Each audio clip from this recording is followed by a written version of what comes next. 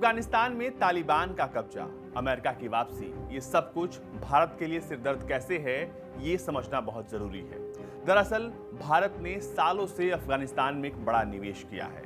ये निवेश लगभग 3 अरब डॉलर का है और इस निवेश की वजह से तकरीबन 500 परियोजनाएं जो कि छोटी बड़ी हैं वो चल रही हैं, कुछ पूरी हो गई हैं। लेकिन अब जब तालिबान वापस से अफगानिस्तान पर कब्जा कर रहा है तो ये कहा जा रहा है कि इससे भारत को एक बहुत बड़ा नुकसान होगा। सिर्फ पैसे का नुकसान नहीं होगा, बल्कि ये रणनीतिक रूप से भी कई चीजें जो हैं वो बहुत महत्वपूर्ण हैं, उनको भी नुकसान पहुंचेगा।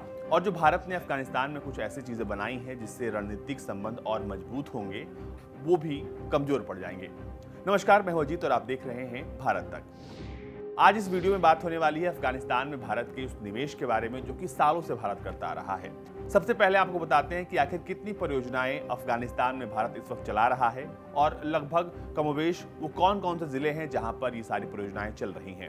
दरअसल अफगानिस्तान के 34 जिलों में भारत की परियोजनाएं चल रही हैं और ये 500 परियोजनाएं हैं, छोटी बड़ी। इनमें से कुछ पूरी हो चुकी हैं, कुछ पर काम चल रहा है। लेकिन जब 1996 से 2001 के बीच में तालिबान ने वापस से अफगानिस्तान पर कब्जा किया था, उस वक्त भी भारत की जो चलाई गई परियोजनाएं थी उसको काफी नुकसान पहुंचा था। लेकिन अब ये कहा जा रहा है कि इस वक्त जो निवेश है वो बहुत बड़ा है, 3 अरब डॉलर का।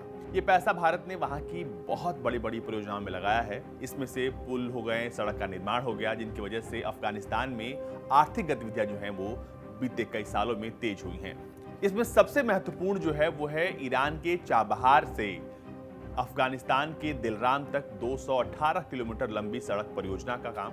दरअसल भारत ये पूरा जो सड़क है वो खुद के पैसे से बना रहा है और ये जब सड़क बन जाती है तो भारत की जो पहुंच है वो सेंट्रल यूरोप तक ज्यादा आसान हो जाएगी।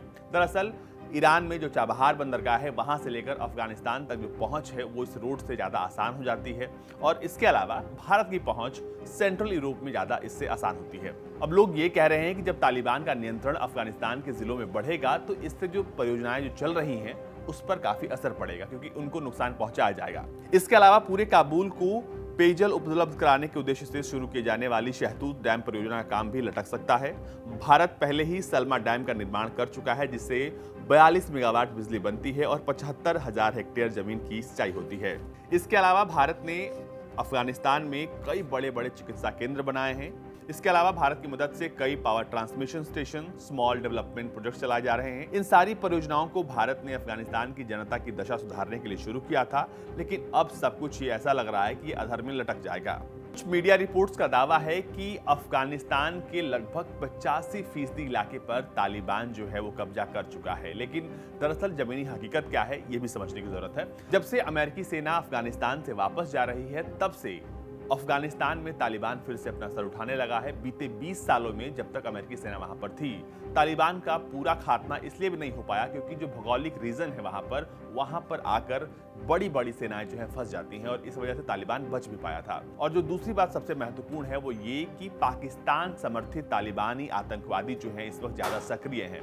ऐसे में कहा जा रहा है कि अगर तालिबान, जिसको पाकिस्तान समर्थन करता है, अगर वो आतंकवादी फिर से अफगानिस्तान में आते हैं तो इस बार तबाही का मंजर ज्यादा होगा। हालांकि इस बार तालिबान के जो लोग हैं वो कूटनीतिक समझ रहे हैं और वो अलग अलग देशों में अपनी टीम को भेजते हैं ये बताने के लिए कि वो जब अफगानिस्तान की सत्ता को संभालेंगे तो वो क्या क्या करेंगे। हालांकि अफगानिस्तान के लोग समझते हैं कि तालिबान की जो विचारधारा है वो कट्टर है और कट्टर विचारधारा से देश नहीं चल सकता।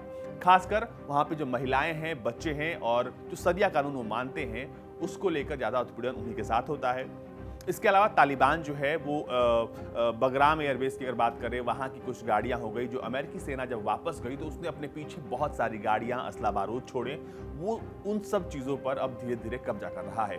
मीडिया रिपोर्ट्स में कई तरह खबरें आई कि बगराम एयरबेस पर लूट मची जब अमेरिकी सेना वहाँ से गई। लेकिन आपको बता दें कि जब सब कुछ हो रहा है, इसमें जितने पड़ोसी देश हैं अफगानिस्तान से लगते हुए, उन पर इसका सीधा असर पड़ेगा। खासकर भारत हो गया, पाकिस्तान की बात कर लें, हम ईरान की बात कर लें, तो इन जो तमाम देशों में है असर पड़ेगा। लेकिन सबसे बड़ा असर भारत पर इसलिए पड़ेगा क्योंकि भारत ने एक बहुत बड़ा निवेश बीते कई सालों में अफगानिस्तान में किया है।